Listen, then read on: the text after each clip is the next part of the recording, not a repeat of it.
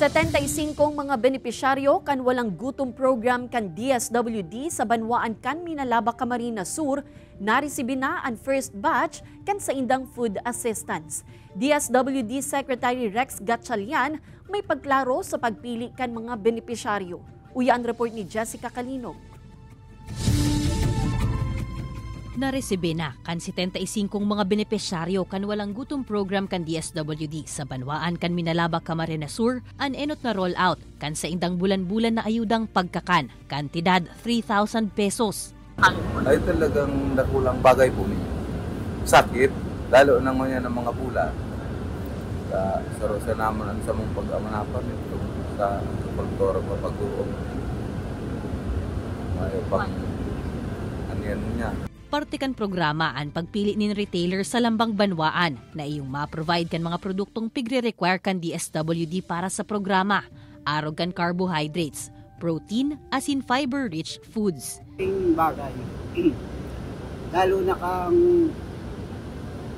hindi lang sa amin kasi nakakatulong din kami sa mga farmers duman sa sarili naming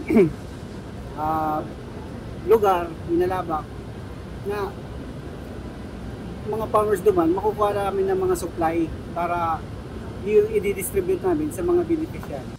Sa kada pag-claim kan ayuda, kaipuhan ipresentar kan mga benepisyaryo an sa indang electronic benefit transfer card. Digdi mahihiling an food credits ninda na iyumang babasehan kan retailers.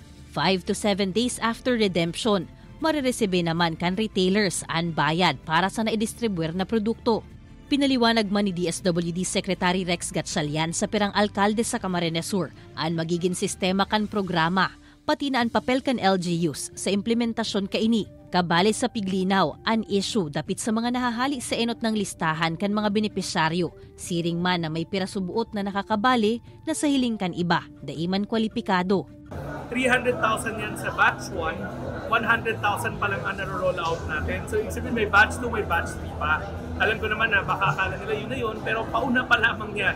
Sisiguraduhin natin na ang ginagamit natin ng listahan ay listahanan. So hindi, kanina narinig nyo, hindi local officials ang pumipili. So huwag natin ibintang naman sa kanila. Kami ang ginagamit namin yung national database at yung listahanan. Nakikikoordinar man subuot ang ahensya sa mga LGU. Tanganing magiyahan sinda sa pag-validate kung ang nakabali sa listahan, laog mananggad sa kwalifikasyon kan programa. Ini si Jessica Calinog, Balitang Bicolandia.